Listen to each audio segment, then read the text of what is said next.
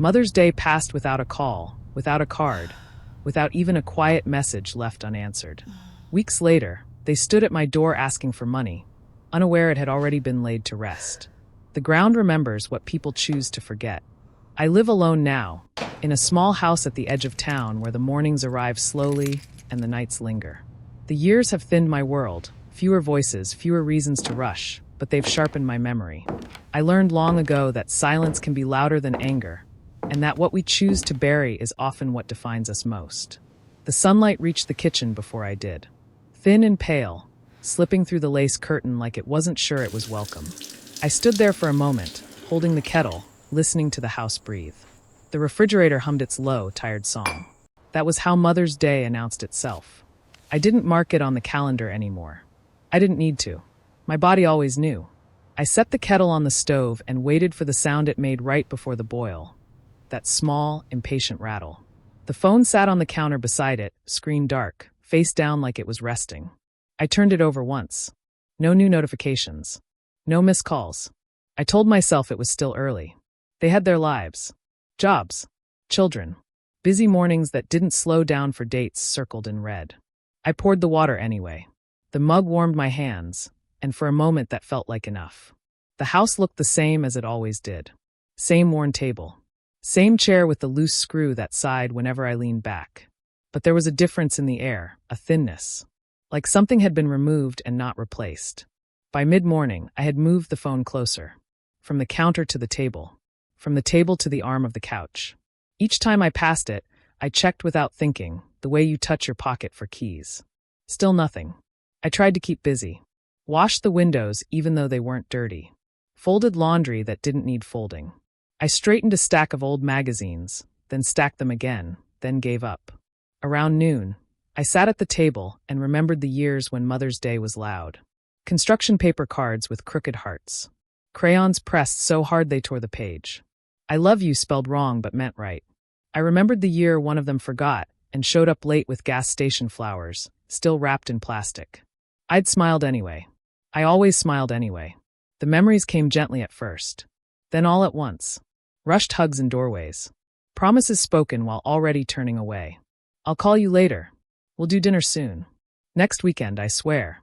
I didn't keep score back then. I told myself love didn't need tally marks. By afternoon, the light had shifted. Longer shadows now. The kind that stretch across the floor and make the room look tired. I sat in my chair and let the phone rest on my lap. I didn't scroll. I didn't open messages. I just held it. The refrigerator hummed again. Steady. Unconcerned. I wondered if they remembered what day it was. Or if it had slipped by the way some things do when they stop feeling urgent. The thought surprised me. Not the forgetting. The way it didn't hurt like it used to. That came later. Evening arrived without ceremony. The sky outside turned the color of old paper. I turned on one lamp and left the others dark. I made dinner for one. Soup from a can. A slice of bread I toasted too long. I set the table out of habit. 2 placemats, then paused, then slid one back into the drawer. The spoon clinked softly against the bowl. Each sound felt louder than it should have. I checked the phone one last time before sitting down. Still nothing. That was when the silence changed. It stopped feeling like an oversight. Stopped feeling like bad timing or busy schedules. It felt chosen. I ate slowly. Not because I was hungry, but because stopping meant admitting the day was almost over. When I finished, there was only one plate. 1 cup. 1 spoon. I carried them to the sink and washed them carefully, like they belonged to someone else. I dried the plate and held it a moment longer than necessary, thumb resting on a small chip at the edge. I remembered when that plate had fallen. One of the kids had dropped it, eyes wide, waiting for me to be angry. I wasn't. I told them accidents happen. I set the plate back in the cupboard. Alone. The clock ticked on the wall. Not loudly. Just enough to remind me time hadn't stopped for my feelings. I sat back down and looked around the room. No cards. No flowers. No voice saying, Happy Mother's Day. I thought about all the times I'd filled in the gaps for them. The calls I made first. The apologies I accepted before they were spoken.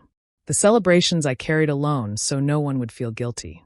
I wondered when neglect stopped feeling like something to confront and started feeling like something to expect. That question stayed with me as the light faded completely. Outside, a car passed. Someone laughed somewhere down the street. Inside, the house settled into its evening noises, wood cooling. Pipes ticking. I placed the phone face down on the table and didn't turn it over again. Absence, I realized, has a sound. It's quiet, but once you hear it clearly, it's hard to pretend it's nothing. I turned off the lamp and stood in the doorway for a moment, listening to the dark. Mother's Day ended the way it began. Softly, without acknowledgement. And as I walked down the hall, one thought followed me, steady and unwelcome. What does it mean when being forgotten no longer surprises you? The decision didn't come all at once. It arrived in pieces, small enough to ignore at first. The morning after Mother's Day, I woke before the sun. The house was still, holding its breath the way it does before dawn. I lay there listening, to the pipes, to the distant road, to my own thoughts moving around without asking permission. I got up quietly, even though no one else was there to wake. Old habits don't leave easily. The backyard looked different that early. The grass was darker, heavy with dew. The soil near the fence still held the cool of night. I stood on the porch with my mug and watched the light arrive slowly, as if it were thinking things over. That was when I noticed the loose patch of earth again. I'd seen it before, of course. After the rain, after the neighbor's dog dug along the fence line. But that morning, it held my attention longer than usual. I finished my tea and set the mug inside. Didn't wash it right away. The shed door stuck like it always had. I pulled harder than necessary and felt it give with a tired complaint. The smell inside was familiar, old wood, dust, oil. The shovel leaned where I'd left it years ago. I didn't pick it up immediately. I rested my hand on the handle and stood there, feeling the weight of the moment without naming it. Money had a way of sitting heavy in my thoughts lately. Not because I had too much of it, because everyone seemed to know exactly what they thought I should do with it. Help here. Cover that. Step in, just this once. I'd done that my whole life. Stepped in. The shovel scraped softly when I finally pulled it free. The sound carried across the yard in a way that made me pause. I looked around, half expecting someone to ask what I was doing. No one did. The first push into the ground was harder than I expected. The soil resisted, compacted from seasons of being ignored. I leaned my weight into it, felt the vibration travel up my arms. Each scoop took effort. Not painful, just honest. As I worked, memories came uninvited. Late-night phone calls asking if I could transfer something quickly. Promises to pay it back. Apologies that sounded rehearsed, even when they meant them. I'd told myself it was love. And maybe it was. But love shouldn't leave you feeling emptied out. I stopped after a while, catching my breath. My hands rested on the shovel handle. I looked at the hole, not deep yet, but deliberate. Inside the house, the money sat where it had for months. An envelope tucked into a drawer I never opened unless I had to. Savings I'd built quietly. Carefully. Not for emergencies. For dignity. I went back inside and retrieved it. The envelope felt thinner than it should have, even though I knew exactly how much was there. I carried it out like something fragile. Kneeling by the hole, I opened it slowly. The bills were neat, edges worn from being counted and recounted. Each one held hours of work. Years of choosing not to spend. I didn't rush. I placed the envelope into the ground and covered it gently, pressing the soil back with my hands before using the shovel again. The dirt fell with a soft sound. Muted. Final.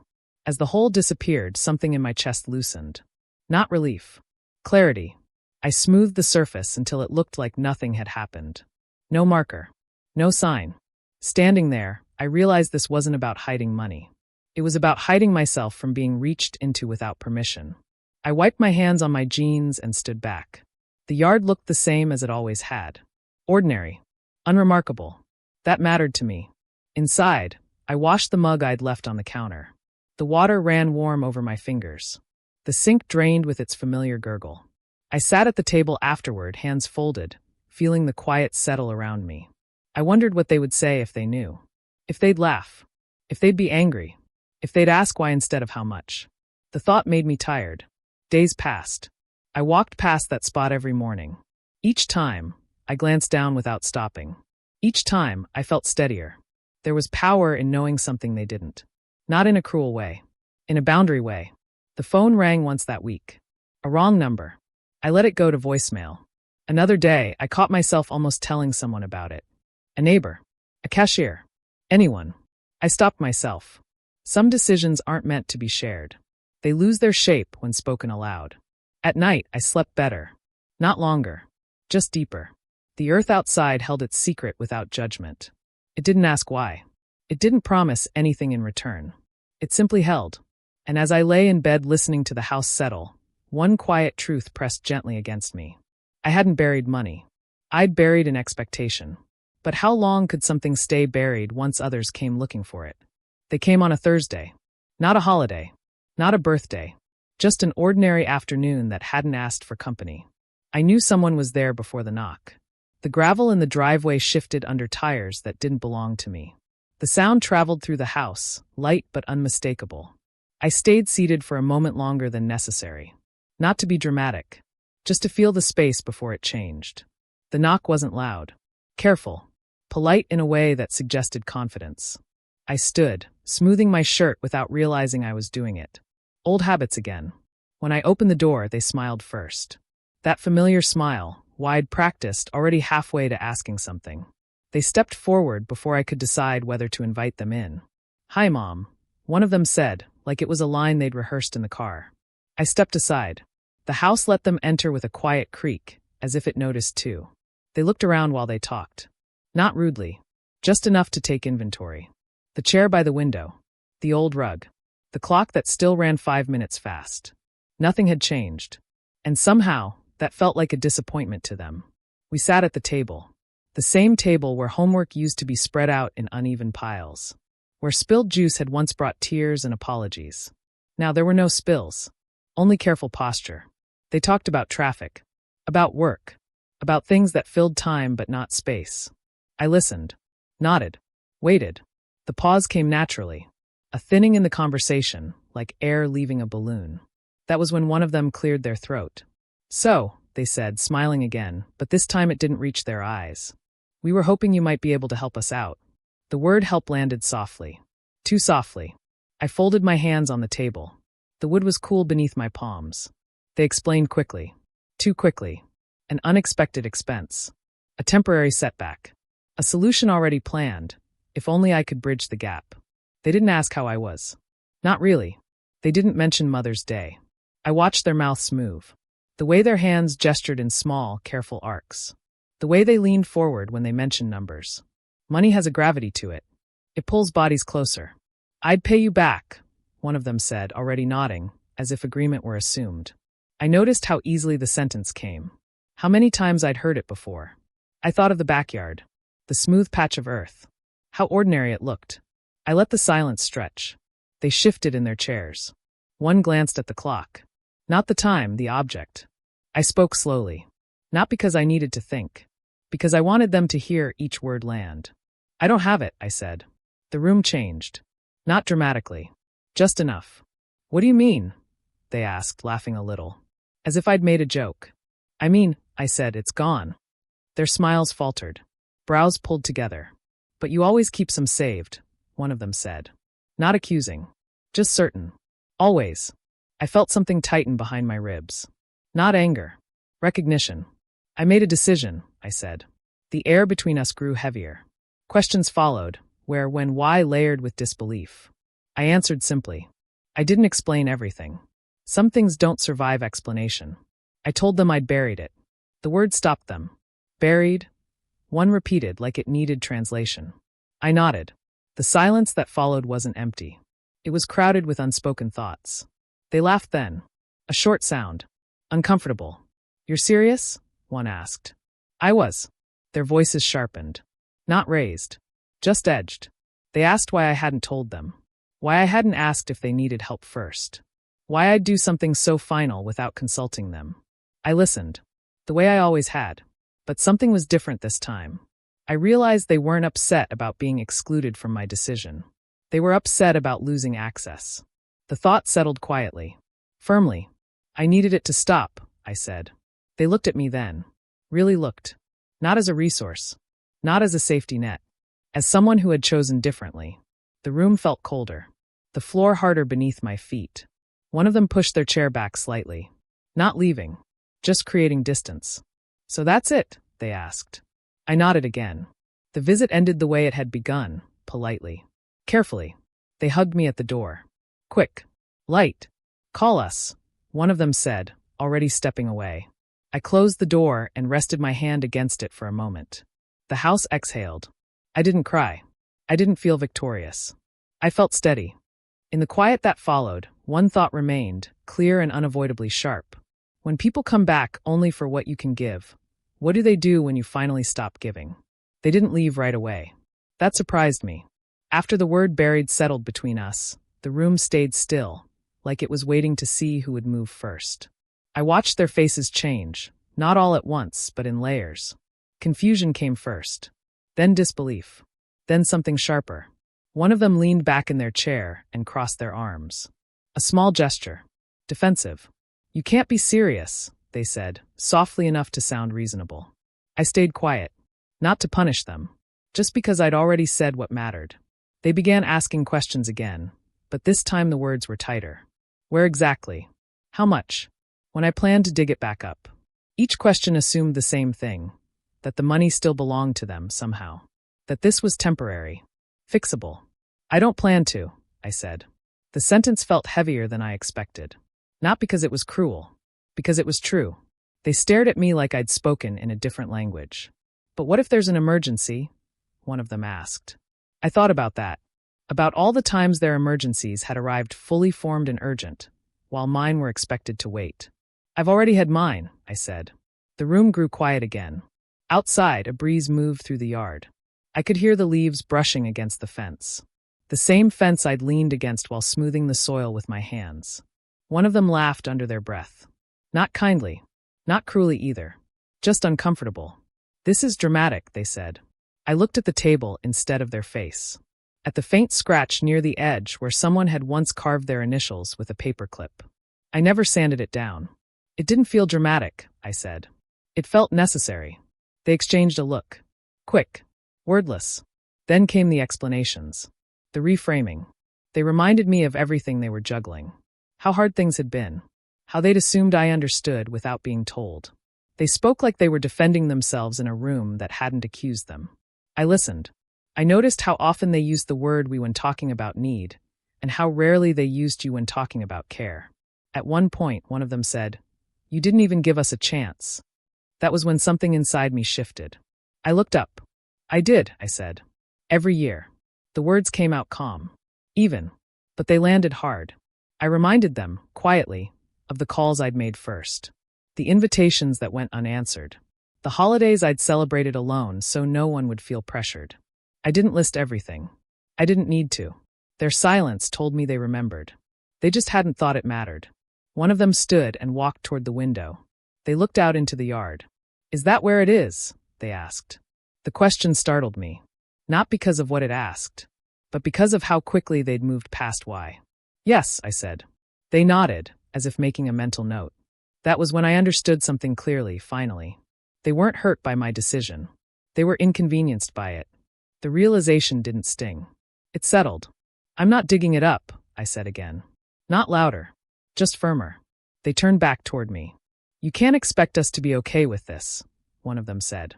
I considered that. "I don't," I replied. The truth hung there unadorned. Their expressions hardened. Not into anger. Into something colder. "So this is punishment," one said. I shook my head. "No," I said. "It's a boundary." They didn't like that word. Boundaries require memory. They require acknowledgement. One of them asked if I planned to leave it there forever. If I trusted the ground more than my own children. I thought about the earth.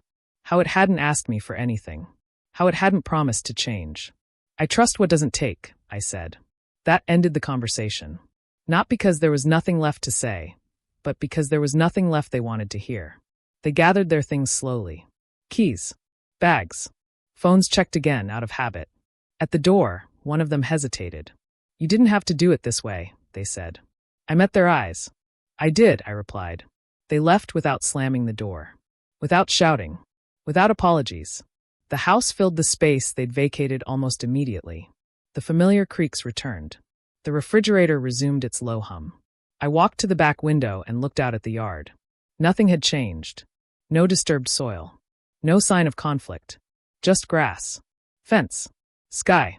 I realized then that the money wasn't the only thing that had been unearthed. So had the truth. About how I was seen. about what I'd been expected to supply quietly, endlessly. I didn't feel angry. I felt awake. And as I turned away from the window, one quiet question followed me into the next room. When the ground refuses to give back what it's holding, what else are people finally forced to face? The door closed the way doors always had in this house. Not slammed, not hurried, just a soft click, followed by the settling sound of the frame remembering its place. I stood there longer than necessary, my hand still resting against the wood. Not waiting for them to come back, just letting the quiet finish what it had started. The house felt different without their voices in it. Not emptier, cleaner. I walked back into the kitchen and turned the kettle on out of habit, then turned it off again before it reached a boil. I didn't need it. I didn't need anything right then. The afternoon light shifted across the floor, tracing the same path it had traced for years. Nothing dramatic had changed. And yet everything had. I sat at the table and noticed how steady my hands were. That surprised me. I'd expected something else, grief, maybe. Regret. A crack somewhere behind my eyes. But what I felt was solid. Quiet. Like standing on ground that doesn't give way when you test it. I thought about all the endings I'd imagined over the years. Arguments. Tears. Words said too late and too loudly. This wasn't any of those. This was a release that didn't announce itself. I went to the back door and stepped outside. The yard greeted me the way it always did, unchanged and uninterested in human drama. The spot near the fence looked ordinary. Just grass. Just earth. I walked over slowly and stood there, hands at my sides. I didn't kneel. Didn't touch the ground. I didn't need to. I realized then that the money could stay buried forever, and it wouldn't matter. What mattered had already risen to the surface. I remembered the nights I'd lain awake wondering how much of myself I was allowed to keep. How much love required surrender. How much silence was the price of peace. I'd been told, quietly over years, that being a good mother meant being available. Flexible. Endlessly forgiving. No one had ever said it outright. They didn't have to. I went back inside and closed the door behind me. The house wrapped around me in its familiar sounds. The tick of the clock, the sigh of the floorboards, the hum of something electrical doing its job without complaint. I made tea after all. I carried the mug to the living room and sat in the chair by the window, the one that caught the last light of the day. The steam rose slowly, disappearing before it reached my face. I thought about whether they would call, whether they would be angry, whether they would tell this story differently than I would. I accepted that they might. I had told my truth without raising my voice. That would have to be enough. Outside, the sky softened into evening, the kind that doesn't ask for attention.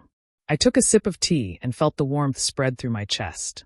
For the first time in a long while, I wasn't bracing for anything. No footsteps in the driveway. No phone lighting up unexpectedly. No sense of waiting for permission to rest. I thought about Mother's Day again. About the quiet way it had passed. About how absence had finally taught me something presence never had. You can love people and still stop making yourself small for them. The thought didn't feel bitter. It felt earned. As night settled in, I turned off the lamp and let the room darken naturally. The house didn't resist. I stood and walked down the hall, my steps unhurried. Each door I passed felt like a chapter closed gently, without force. Before bed, I paused at the back window once more. The yard was barely visible now, the fence only a darker shape against the dark. Somewhere out there, the earth held what I'd given it. Patient. Unasking. I realized I trusted that kind of holding. In the bedroom, I lay down and listened to the house settle around me. Sleep came slowly but honestly. No rehearsed conversations. No second-guessing. Just quiet. And as I drifted toward rest, one final truth settled beside me, steady and unafraid. Some things are buried to be forgotten. Others are buried so we can finally remember who we are when we stop being used.